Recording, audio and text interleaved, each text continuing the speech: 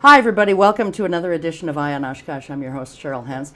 Doing kind of a unique and fun show tonight. I have to read lots of my notes this evening, so please bear with me. There is a film, and we're going to talk about the film the whole hour. But there is a film that has recently had some shots done here in Oshkosh. In the First National Bank building at Venue 404, and I'm very happy and honored to have with me tonight Kurt Krauss. He is to my right. He is the producer of the Last Rung on the Ladder film. And if that name sounds familiar, it's because it was originally a story written by Stephen King. This film is an adaptation of that. So Kurt is the producer of Last Ring on the Ladder, and next to him is Jeff Blankenship. You are the director, and I think you've had a role in the film too, don't you? I do not. You not don't? Not that I know of. Do I? I No. read somewhere that you did. Nope. Okay. No, I don't in this one. Okay. All right. Good enough. And seated next to Jeff is Kevin McHugh. Kurt has a role in this. You have a role in it. Yes. Okay. What I read then was, I think, reversed. Okay. I read it somewhere. But Kevin McHugh is at the end there on mic 4. And and he's from Venue 404. And we'll be talking to him a little bit later on about what Venue 404 is and all that kind of good stuff. So it's been since 2008 that film crews have actually been here in Oshkosh, using part of Sawdust City downtown, part of, then you weren't, Venue 404, you weren't in there at that time, but it was the First National Bank building, and it was for the film Public Enemies, which starred Johnny Depp, and that was released in 2009, but they were here in 2008. And the city and that bank building are being used again for the Last Rung on the Ladder. So, Kurt, you and Jeff are both from Wisconsin, is that right? Correct. Okay. Yep. You're from Oshkosh, right? Born and raised in Oshkosh. All right, me as well. So there are two other Wisconsin ties to the film, and that would be the writers. Max, is it Blaska? That's correct. Okay. Yep. And Carla Bryant, I know that's a pseudonym for her real name. I wouldn't even know how to pronounce her real name, but Zajhowski. Okay. Siemering Zajhowski. A good Polish name, right? Yeah. So they're both they both hail from the Badger State as well, and so those who are not familiar with this particular work of Stephen King's, and I must say I wasn't either until I heard about this project, but the synopsis is as follows. It's a short story published in King's 1978 collection entitled Night Shift. And the premise of the story is there's a character named Larry Gatlin. Larry learns that his estranged sister, Kitty, has committed suicide. And when he learns about this, he kind of recounts when, as kids, they were playing in the family's barn. And when their parents weren't home, they would take turns climbing to the top of the ladder. I'm sure a lot of kids who live on farms or grew up on farms probably did something similar. You climb to the top of the ladder and then you jump off into a huge pile of hay or whatever. And but he had landed in the hay, and the ladder, he noticed, was the last rung was starting to break, and she fell, but fortunately, the hay saved her life. She ended up with a broken ankle. And then she grew up into a beautiful woman and became an actress, I believe, in some B movies. She did some modeling. Her marriages failed. She ended up working as a call girl. And, she could have used her big brother, but he was busy as a lawyer, developing his business and so forth. And then he received a final letter, she had sent it 2 weeks before she died, but because they'd been estranged, he had not followed up with giving her his new address and all that kind of thing. So he got it after she had committed suicide. And she said, and this is at least what I got off the internet, I'm sure that someone has rewritten it and that kind of thing. I've been thinking about it a lot lately, and I've decided that it would have been better for me if that last rung had broken before you could put the hay down. And, of course, this is the part of the last letter that he received from her, too late to do anything about it. Does your film adaptation differ at all from King's story? It does. Tell us how. In a couple of areas, some superficially, Max, who wrote it, wanted to use the film as a vehicle for awareness of mental health issues, stigma, education, outreach, things of that nature. Mm-hmm. So the main character, Larry Gatlin, is a mental health professional. Okay. And he's winning an award for his humanitarian efforts in mental health awareness, education, etc. So it's different in that respect. We did put a twist on the story, and I won't reveal that, but the interaction between Kitty and Larry is a little different chronologically, how she meets her demise, and it's not quite as the story in the book depicts.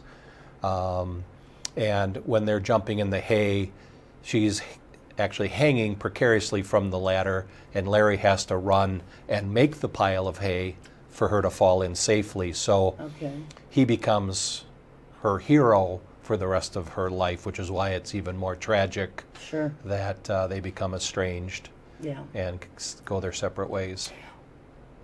What drew you guys to this particular project, and how did it even come about? Well, that's a really good story. I know Max from other projects. He's helped me, or I've directed projects of his in the past. He's a very creative writer. And he came to me after speaking with Carla. I've done several of Carla's stories as well. And she told Max, I think you should have Jeff direct the story. So he reached out to me. I read the story. I liked it. And we started putting a team together and started working toward the project. It was pretty ambitious in terms of the time frame we needed to comply with King's contracts and all the particulars. I told Max early on, I said, I'm a director, I'm not a producer. I'll do what I can, but we've got to find a producer. And we got mired in the weeds trying to find a producer, and that's where this guy came along. I met Kurt years ago, but as an actor kind of person, and he's performed in my films before, in one of my recent films. I didn't know he was a producer, so I didn't think of him. And then a mutual friend of ours said, you should talk to Kurt, or I'm going to talk to Kurt for you. Kurt came on board, and away we went. And that's how Kurt got involved.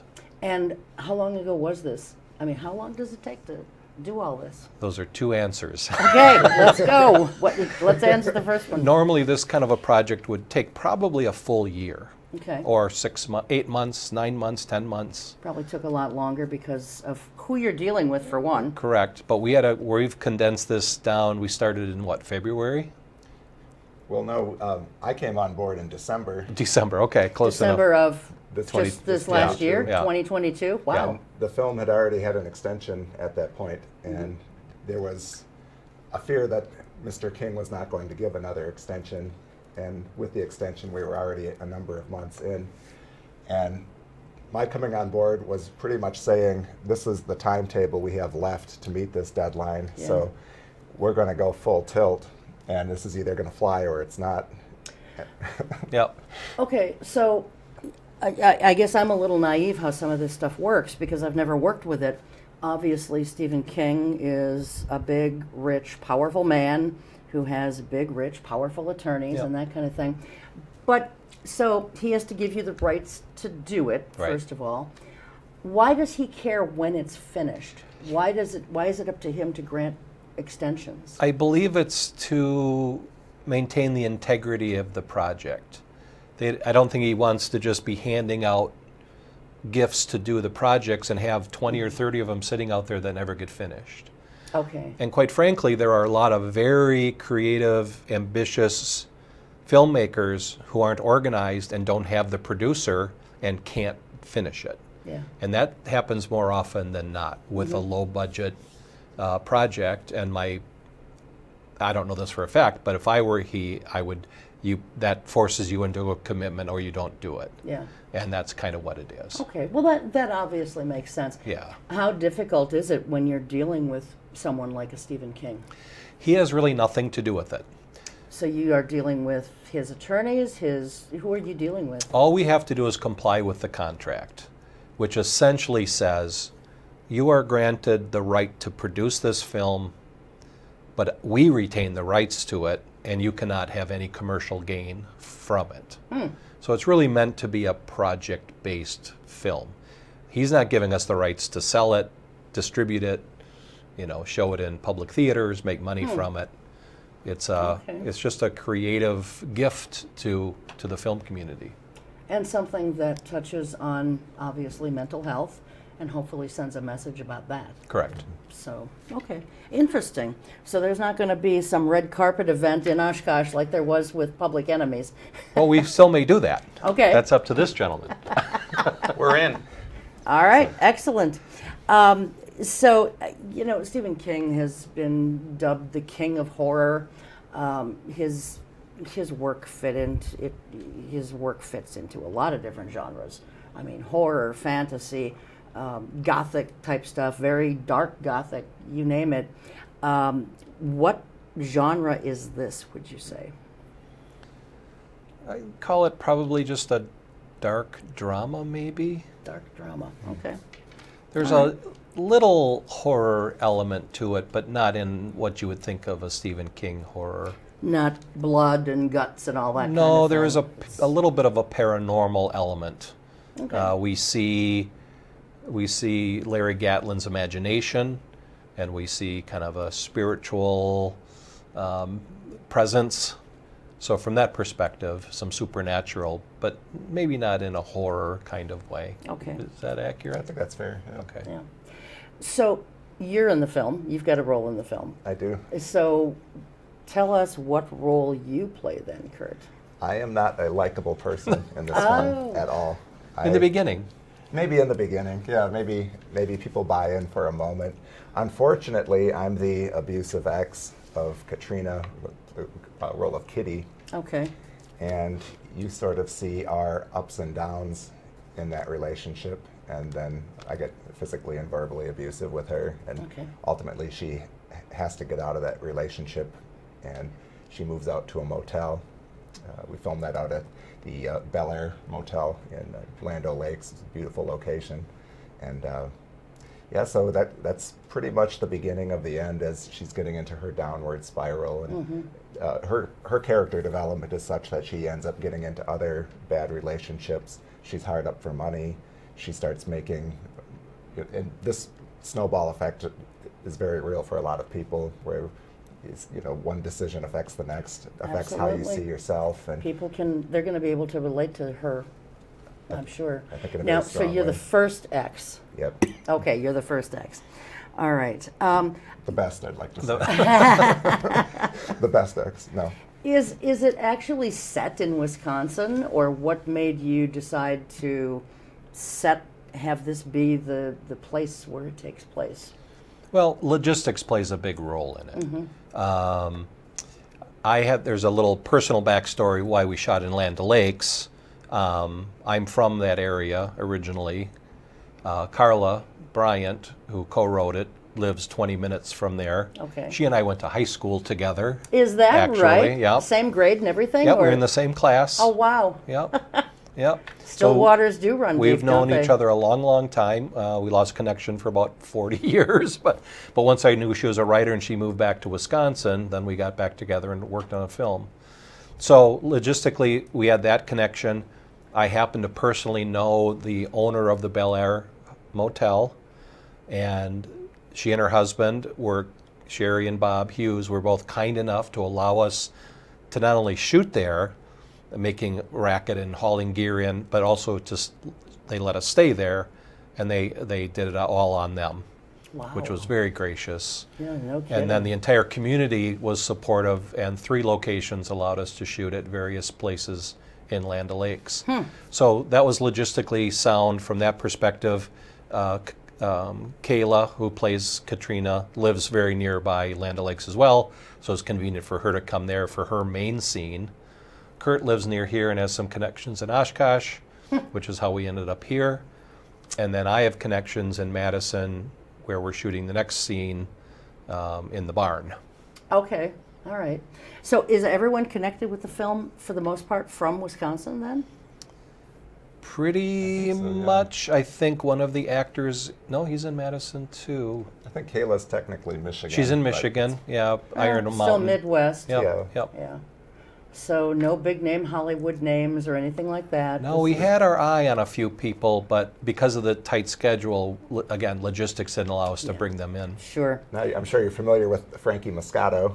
Oh, yes. Who's Frankie's in it, Oshkosh and yep. the American Okay. Idol contender. So Huh. she's in it, and she was somebody I was really hoping would get involved because of the amazing work she does in teen suicide prevention. Yes. And she also works in that realm of mental wellness. So I knew she and Max would hit it off famously, and they have. Yep. And that's been a special part of it. Okay, great. So when did you actually start filming then? I know it was before you came on board, Kurt, but when? Was that January? So January. No, wait, just like Yeah.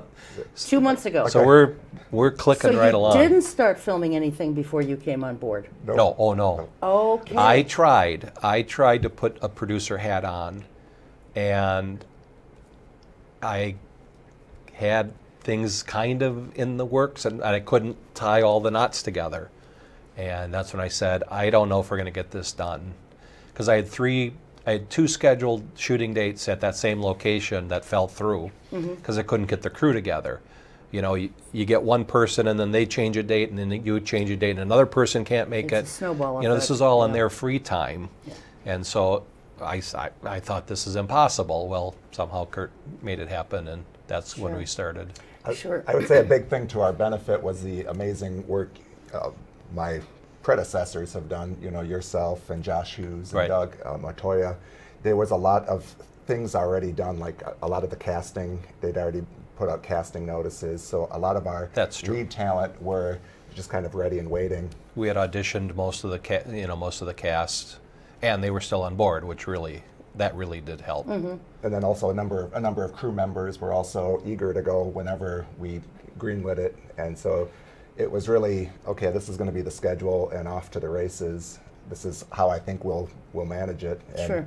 We've been incredibly blessed that it's been working as well as it has. Yeah. And again, we're not running and gunning. There's a lot of work happening behind the scenes, but it's Sure. turning out to be a gorgeous film. I'm sure you've seen now some of the clips I and have seen a stills little bit from of it, yep. Yeah. And we've got some still photos that we're going to be showing tonight also. But now when I think of a producer, I've always been of the belief that a producer is the money guy. He puts up the money for the film. Is that what you have done with this picture? I have helped collect money or collect donations from it. You've found money. I've helped find money. A unique avenue on this one is that we can't have traditional investors, so I can't tell someone you're going to make money back on this because we're 100% non-commercial. So it has been running on donations, and what we haven't gotten in financial donations, we've had generous people like Kevin who've given us a beautiful space to shoot in and didn't charge us rent to do it and gave us run of the place for 2 days. Just gave us a top-notch banquet scene, awards gala. You know, we've had people like our director of photography, Ethan, and I'm going to butcher his last name, Virkulin. For Kalen? For Kalen, yeah. He told me at once that, I'll spell it out for you for the credits, but I mean, here's a top-notch DP who has been donating his time and $15,000 worth of equipment.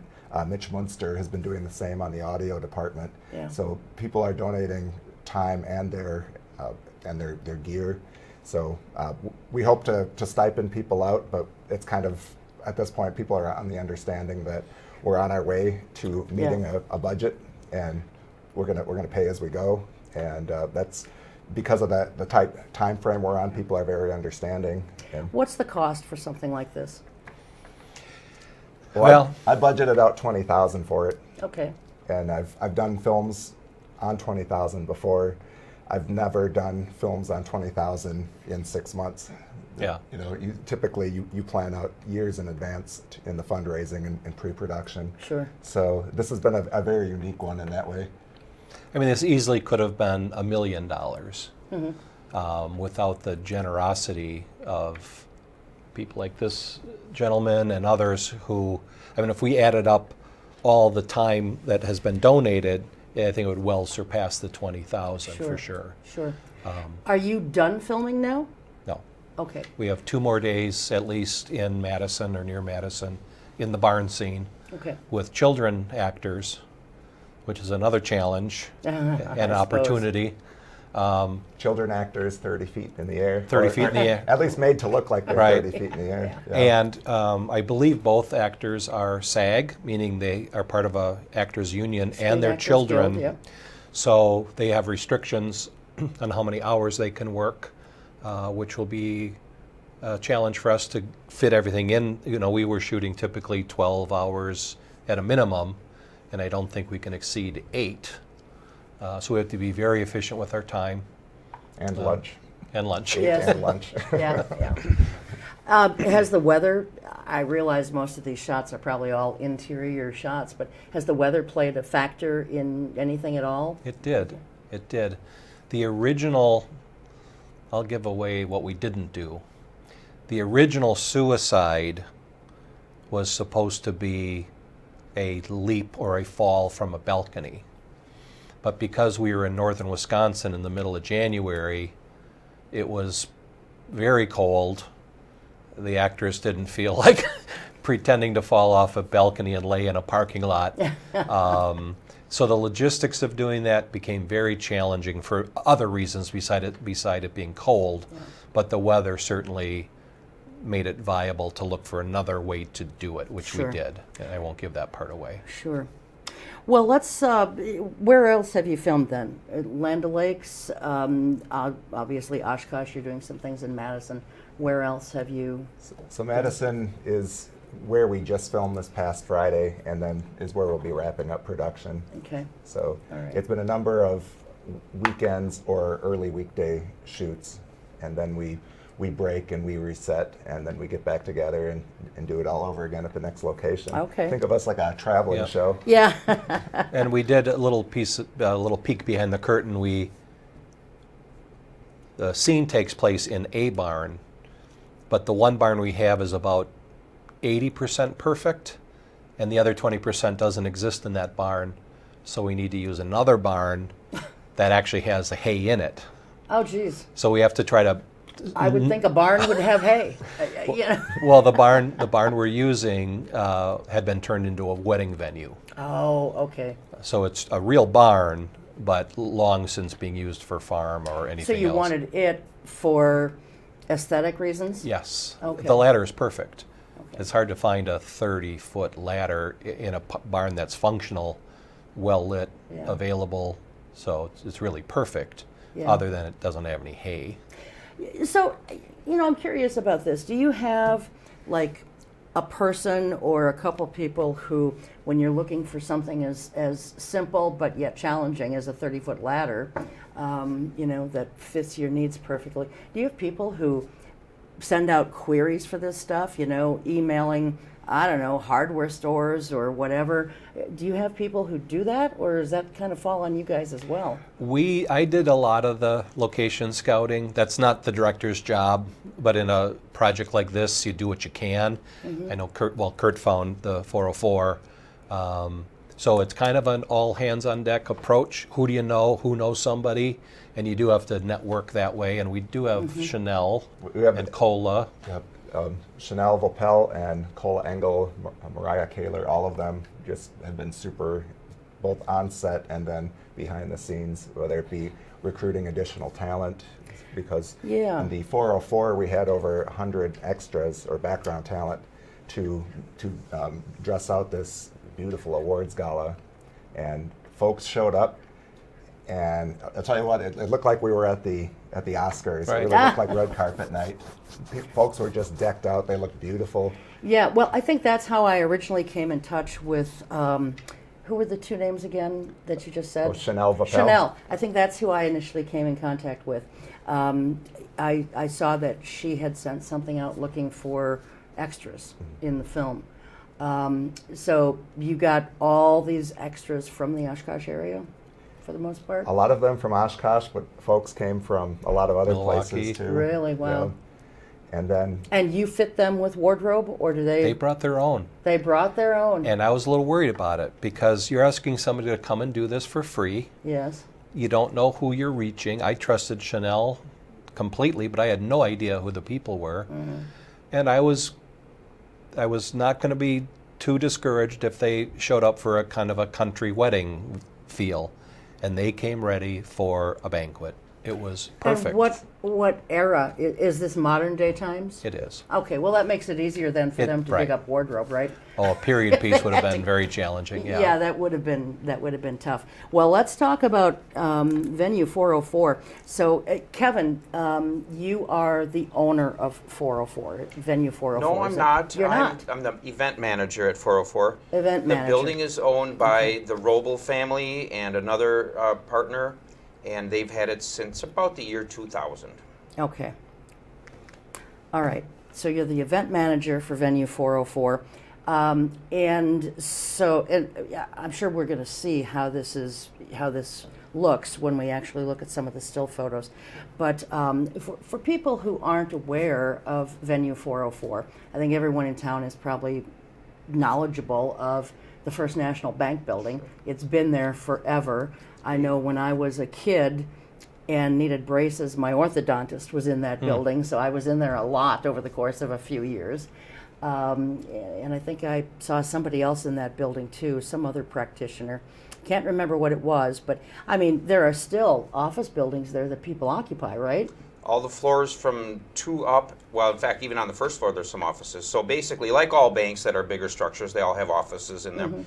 Those include counselors and attorneys, and there's even still Dr. Dubester from the 80s who still occupies a good share of the 3rd floor. So we do have some of those dentist offices, which perhaps you were talking about there, and some of them have the old dentist furniture in, which is a little bit creepy. So if we ever want to look at another film opportunity, there's some spaces. I haven't even shown you guys all the spaces yet. Okay, all We've right. seen most of them. I can't wait. We could do it all in one location, the whole film. Yeah. It's true. Absolutely. So, and you're right. Most people are familiar with the building because they pass it every day on Main Street. It's probably I'm going to guess it's the largest structure in town. Yeah. And of course, we all know the stories about it, and most people in the area have some sort of a connection to the film that was done there. And as you described, the Public Enemies film. So everybody has their own little brush with fame there. That building is actually the 3rd building of that name, First National Building, to occupy that corner. There was one in the 1800s. It was torn down. There was another there briefly, and then the current one was built in 1927. It has the original bank vaults in it, and most of the decor is pretty close to original. There's not really been much change. I considered it to be more of an Art Deco look, but I was corrected on that. It's actually part of the neoclassical style, which is a lot of the buildings in the downtown area, including the Northwestern Building, the Washington Building. All those fall into that genre. Yeah, but it is a beautiful building. And so Venue 404 occupies the 1st, 2nd, and do you have anything to do with the 3rd floor then? Or No. just 1st and 2nd and the lower level, the basement? That's correct. The 1st floor is the old bank floor, and that's been since basically emptied, and now that's our ballroom. The 2nd floor has what was at one time, I believe, the boardroom, the conference room. It's the balcony that overlooks the ballroom, which is really gorgeous. And we use that for the bridal suite, and brides love that because it's spacious and elegant. Yes. And then downstairs we do have the original 1927 bank vault, which is the safe deposit box vault. And that is where some of the movie was filmed for Public Enemies, as well as now it's been converted into our cocktail lounge. It's a speakeasy type lounge, It is and I have not, other than to get some pictures, I have not been in it. I know that when I interviewed you for an article that I wrote for a publication I write for about a year ago, maybe not quite, I don't know, time just escapes me these days. But whenever I was there getting some photos and chatting with you, we talked about that lounge, and I know you spoke about hopes of having it open like on nights when downtown Oshkosh has its art walks and Sure. things like that. And then you were also hoping to eventually have it open to the public, just like any other bar in town. Right. Has that come to fruition now, or what? Great question. In fact, it has. I just came from there where we were having our happy hour. We have a happy hour a couple nights a week now, Oh. Thursday and Friday. Oh, okay. And then in addition to that, just as you described, it is now the tailpiece of some of the community events. For instance, we have an upcoming Easter walk. Okay, it's called Cottontails and Cocktails. That's actually, yeah, you know, what's not to like? So on Saturday, April 8th, we will be the final destination of all the people who are carousing downtown and visiting all the local merchants. We're going to have some live music and just a great time and have some drinks and have some fun. What's that date? That is Saturday, April 8th. It's the event runs from 1 o'clock on, and we're going to start the music at about 3 o'clock in the afternoon. Okay, and goes until what time do you think? Probably about 6 o'clock, we're thinking, you know, giving okay. everybody a time to be there for a little while and have some fun. And music starts at 3. What kind of music? We have a team coming out of the Madison area, which is Curly Bob. It's a duo that I listened to some of their music. I haven't had a chance to meet them yet, but they sound like a lot of fun. They play a great mix of, you know, popular music throughout the, you know, decades and whatnot, so that's going to be a lot of fun. We've had a lot of concerts there, and we've had a lot of the names we all know in the area that have performed there, so that's something we're actually working on, is a Thursday night. I'm just going to kind of let it slip here. Music and martinis. What do you think? I like it. There we go. I always tape on Thursday nights, All right. but not every Thursday night. Only certain Thursday nights of the month, and so it's called what? Music and martinis. Music and martinis. Yep. Of course, people can get something other than martinis They if they can. want. And your happy hour usually runs from when to when? 4 to 6. 4 to 6. Okay. All right. I love it. I do want to get down there and actually, you know, spend some time just having some drinks and enjoying the ambiance, because it is, I mean, what you have done and what you have created is really quite wonderful. I mean, it's beautiful. It really is. And, you know, I went on your website when we were first doing that article, and I looked at all the different ways that, I don't know if it's your creative eye or someone else's who is, and I'm sure the bridal party has something to do with this too, especially if you've got a bridezilla. But you know, the way you have taken one area and have it has so many different looks to it, so many different colors, so many different themes.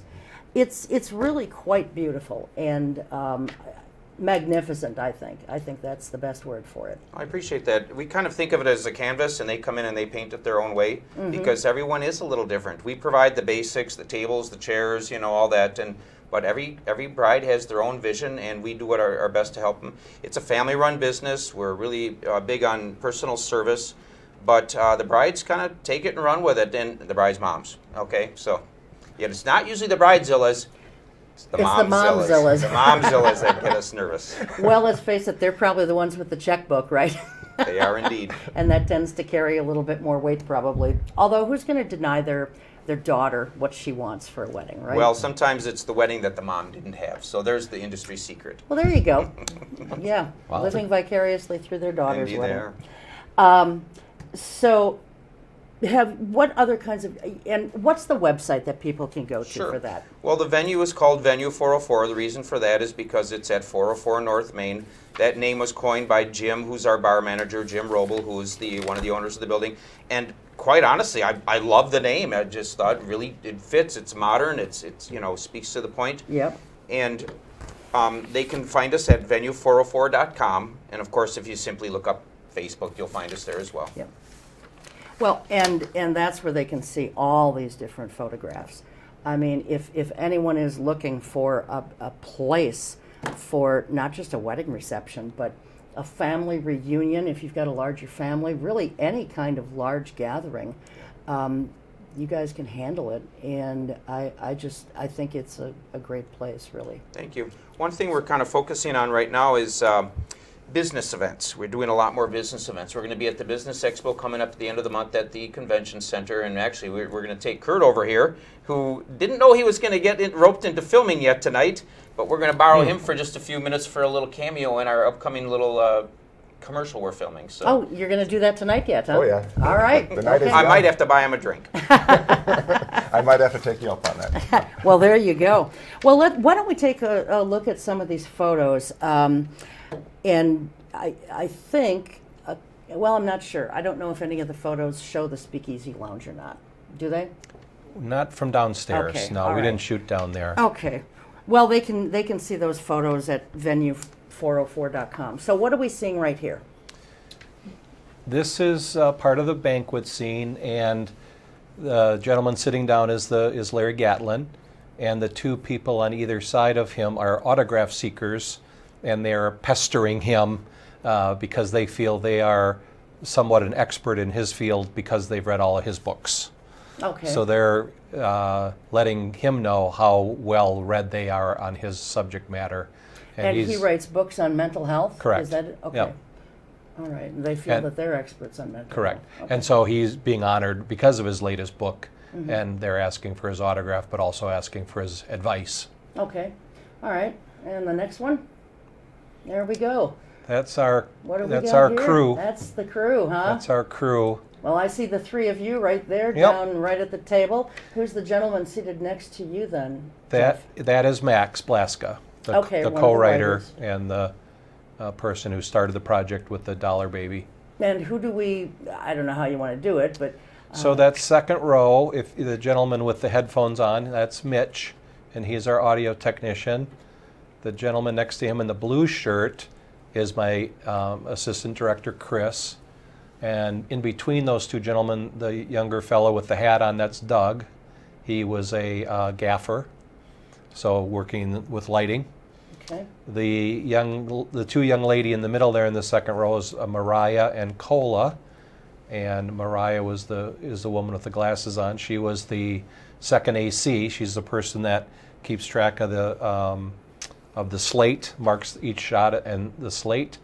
Cola is what's called a script supervisor. She keeps track of where we are in the story. The woman in between those two women is It's Jolie Debbie. Robles. She's one of the Okay. owners of the building. so she's one of the owners, and she participated in one of the scenes. Okay. And then the gentlemen on the other side were production assistants, the three gentlemen. Well, so Tom Thorne is there in the back in the blue, and then you have Anthony O'Hearn, and then Peter Hernandez is our gaffer. Okay. He's there on the right. Okay. The gentleman behind Tom, there toward the corner, he plays the role of the Carnival Barker of Despair, Which you'll see in the clip. and that's the very talented Brian Bells. Yeah. And then the tall guy in the back is Ethan Verkulen, which I know I'm mispronouncing that, Ethan, so my apologies. And then you have Zach McLean there with that great beard and smile in the back. Thanks. My eyesight was starting to let me I had to down. put my glasses on. I don't. So does this constitute the entire crew? This is most of our crew. Most of the crew. Most, Okay. yeah, I think so. We've picked up, this is our Oshkosh crew. We've actually picked up some more in Madison. Okay. Which is, again, where we'll be Yes. wrapping up. So we picked up some additional folks. Chanel was not there. Carla was not there. Okay. All right. Next photo. Now here people can kind of get an example, get a feel for what this ballroom looks like, and the second level. Tell us what we're seeing here.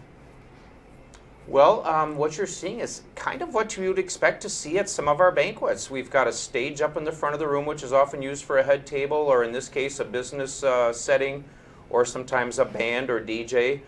There you'll see the tables that typically seat 8 people, the linens we provide for events like that. Off to the left is the bar that previously was the same as any of those other areas there, which were the offices. That bar was built by our staff to be a part of the event functions, and it actually repurposed marble that previously was part of the bank teller windows, and so it was done in a vintage style, and trying to keep the Robles are exceptional at repurposing and building vintage structures and maintaining and restoring vintage structures.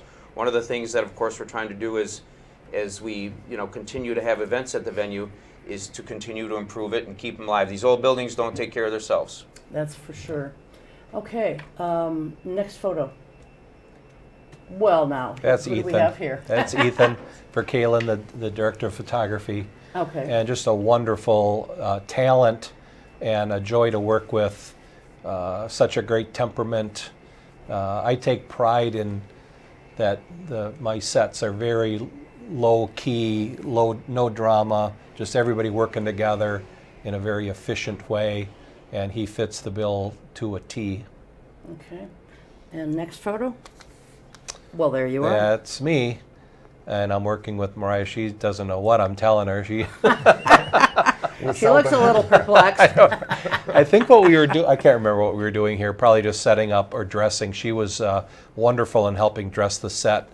There were a couple of times where we didn't have people to make it look filled up on the second day, and she was instrumental in making it look like there were still 120 people in the room. And I think that's kind of what we were discussing there. Okay, next. Okay. This is This is that same scene that we saw in the first shot, I believe. Just from behind the scenes. From behind it, right where the camera is and the lighting. Okay. It gives you a sense of what kind of lighting setup that we're doing, and Sure. you'll see that the camera is there on the jib, getting just gorgeous shots. Now, when you say jib, what do you mean?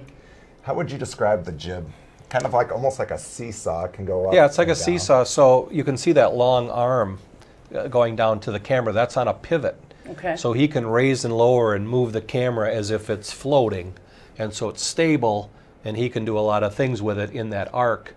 The skill is because it is on a fixed arm, he's got to be able to position it so it can move in the arc that he needs for that given scene. But you'll see that it looks like the camera is floating in the air. Okay. All right, let's go on. Once you do a couple of these behind the scenes, you can never watch movies. It kind of ruins it for you, doesn't it? You look at the Or moving it gives shot. you greater appreciation. I think Right. a little bit of both. You know. Yeah. So here we have. So this is that same scene, and I'm giving direction to Larry Gatlin, Seth, setting the tone. You know, when an actor comes in, they've read the script, but we're not shooting in sequence. We're not shooting the story as it's written. So we have to discuss where we are in the emotional arc of the story. So I've got to remind him and talk about where he is mentally, emotionally, in the moment, and then giving direction to the two other actors and actress about what they're trying to do in their roles to antagonize. Well, they're trying to befriend him in some ways, and they're talking over each other. So we're just talking about the energy of the scene here. Okay, next. I guess that's the last one we had. Okay, excellent. We do have a film clip though, and I think why don't we go ahead and take a look at that? Now, and I'll just tell folks this is raw video. You know, it's got the slate in there, it's got the action and the cut and all that in there. Coming from you, I'm assuming, right? Correct. Okay, so why don't we go ahead and take a look at that? So, Mr. Need a little more volume. Big shot celebrity psychologist. I admire those fancy suits you wore for your spots on Oprah and The View. But under it all, you're still that scared little boy back on your family farm in Bristol. You overcame what? You got big. She got small. Much too small for you.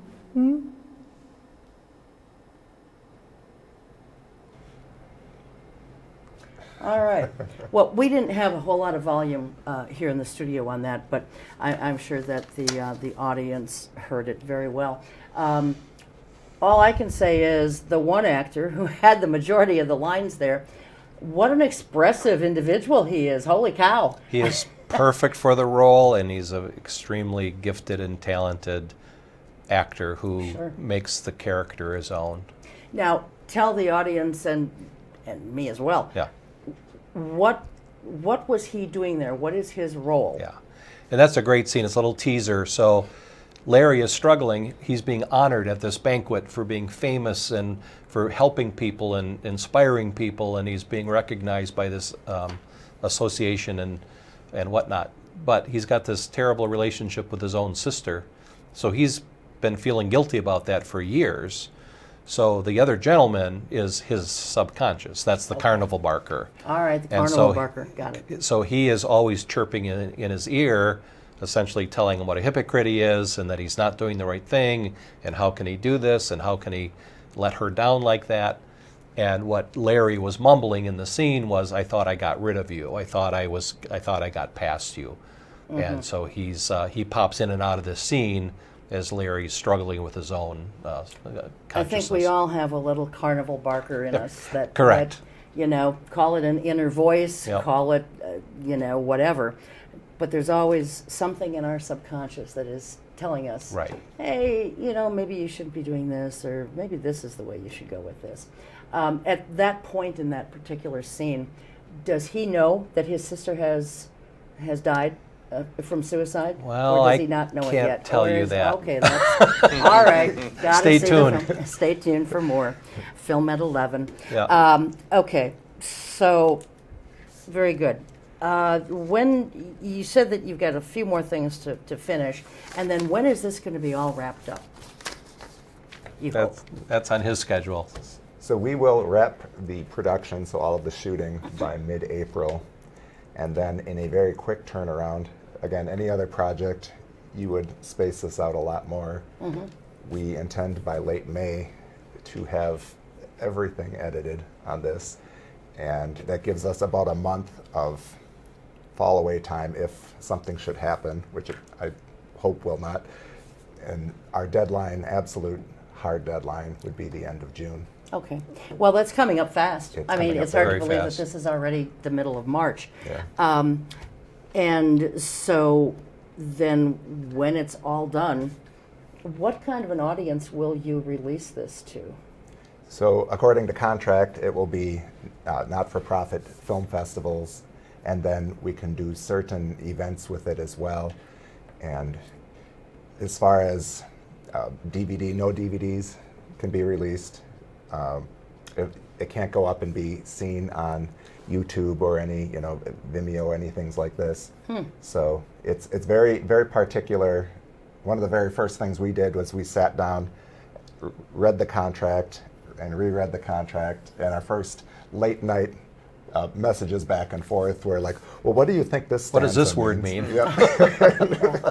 And but all things considered, again, there's freedom and structure. So knowing what we can do with it then gave us a lot of, okay, this is what it's going to be. This is the game plan, and here we go. So you can't have any commercial gain from this. So what? I mean, I guess I wonder why can't it go on YouTube or on Vimeo or, one of those places? Well, it can't be monetized in any way. Okay. And So that would be hard to monitor. Right, Yeah. right.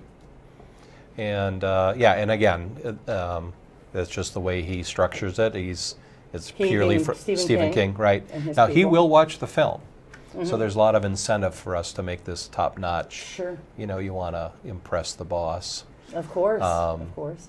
And there's And- been the famous situations where directors of the Dollar Baby scripts have gone on to then direct the big Stephen King Now, we feature don't know films. about that. So what's a Dollar Baby film? Oh, that's what this project is. It's a Dollar Baby. That's what Why it's is called. it called that? I don't know where the name came from. Well, I don't know where baby comes from, but the rights are actually bought for a year with just $1. So we're not paying thousands of dollars for rights to this script. We're paying $1. Okay. And again, it's something I think he was offering young writers and young filmmakers as as maybe something to give them a start in their career. Okay. I personally think it comes from a good place in his heart. Sure. So where will you show it then, or who will you distribute it to if you can't go any of these routes? So fortunately for the film festivals, there's a lot of them are nonprofit. So again, as long as we're not making anything for it, we get to shop it out. I'm, not to brag on it, though I will a little bit. I think it'll get picked up at a lot of those film festivals. Okay.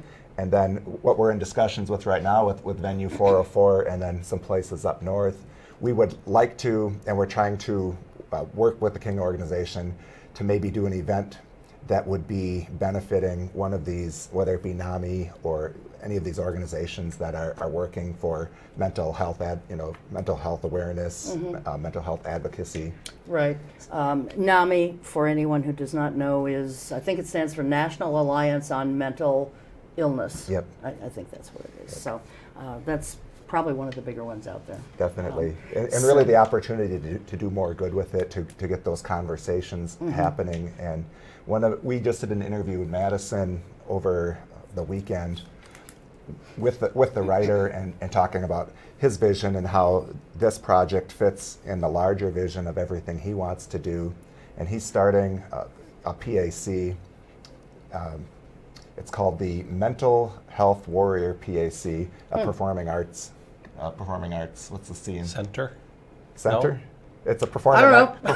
performing arts Coalition? yeah, It could be coalition. There you go. and a place to help, especially young people who are dealing with mental illness, to be able to express and work through that through creative ways.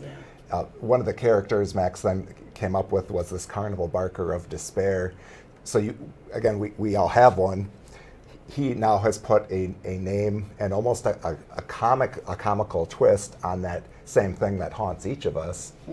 That's his way of now, through creativity, through the art, he can now name it and take ownership of it. It no longer controls him. He can control it, and that's just one small way in a much bigger picture of Sure. I think what's on his heart to do with this project. So Sure. I very much hope that we have an opportunity to do a lot with it. And again, I think with some of these organizations that are doing so much good, we can be a piece of that puzzle. Yeah, absolutely. Well, I think that's a good goal, really. Will we here in Oshkosh be able to see it at all? That's the hope. That's the plan. That's the hope. Okay. All right. So we've got like about maybe 9 or 10 minutes left. I just wanted to talk a little bit about, what you guys do when this is all finished. It's wrapped and it's concluded. All the editing is done. It's post-production is done. It's ready to go. He's going to sleep. And then after a week, then I pull my next project off the shelf and we start talking about another one. Okay. You don't normally work together, We right? have worked together, not in this capacity, but now he's my new best friend. All right. We work well together. Okay. And I'll tell you, I figured we would. It is but not easy to find a producer. It's very, very challenging. It's a very highly specialized skill to do it in such a way and maintain such a great personality and temperament. It's very difficult because good producers are always busy. Sure. Well, and you've got to have a network base Right. that is like no other, to be able to draw money from these folks, knowing that they're not going to get anything back, at least on a project like this. Now, are your projects always non-commercial and, like this? Pretty much. Really? You do it, and it's a kind of a community thing. You do it. There's a passion. There's a creativity to it. You go to festivals. You talk with other filmmakers. You get your friends with them.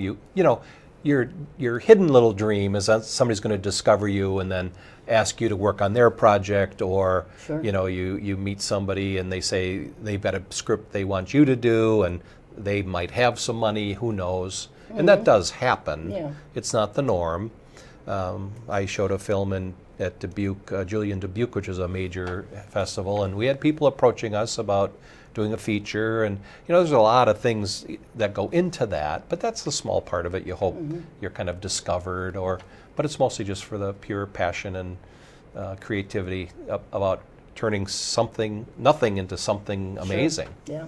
So what kinds of genres or types of films have you done previously? I do pretty much some level of drama. Okay. One of my films had a little bit of a supernatural element to it.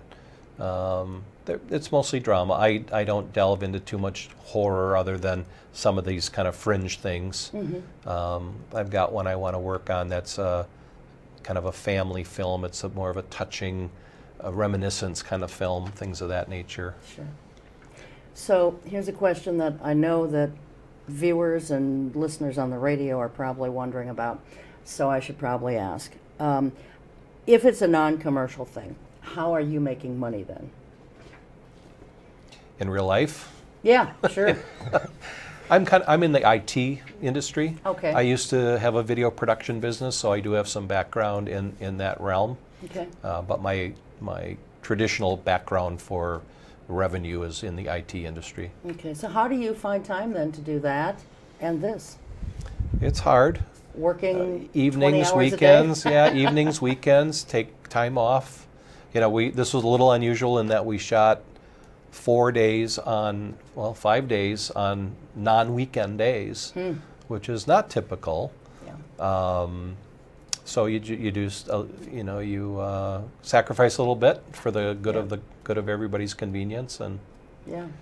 we're not going to get into that venue on a Saturday afternoon for sure. Right. So you have to do what you can do. Yeah. What about you, Kurt? So pre-pandemic, I was full-time into the industry. I worked on TV commercial production crews. I was an actor and a model. Actually, that's how I first met Kevin, was on a photo shoot, because Kevin is a very gifted photographer as well. Yes, he is. And Thank you.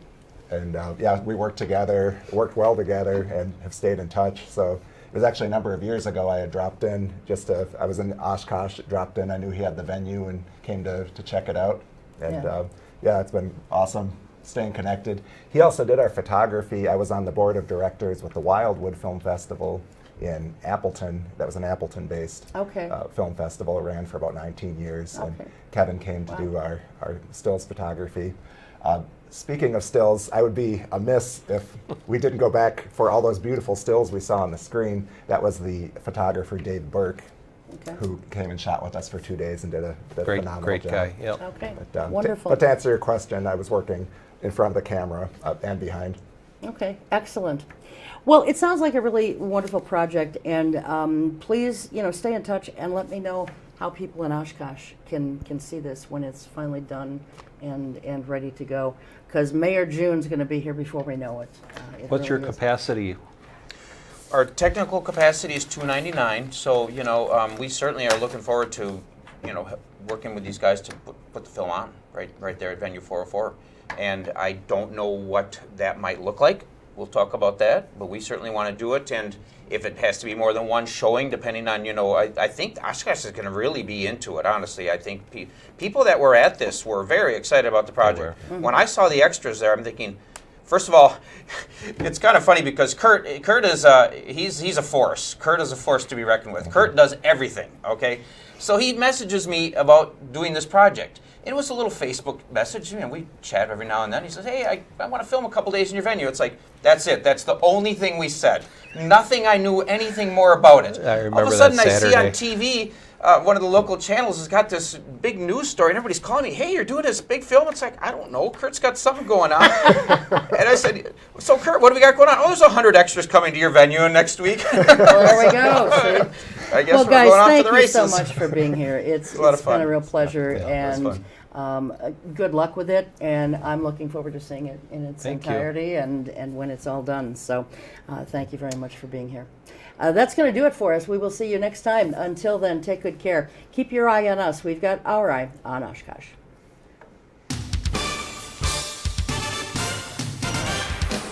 Well, that time went fast. Yeah, we could have gone for another hour. Yeah.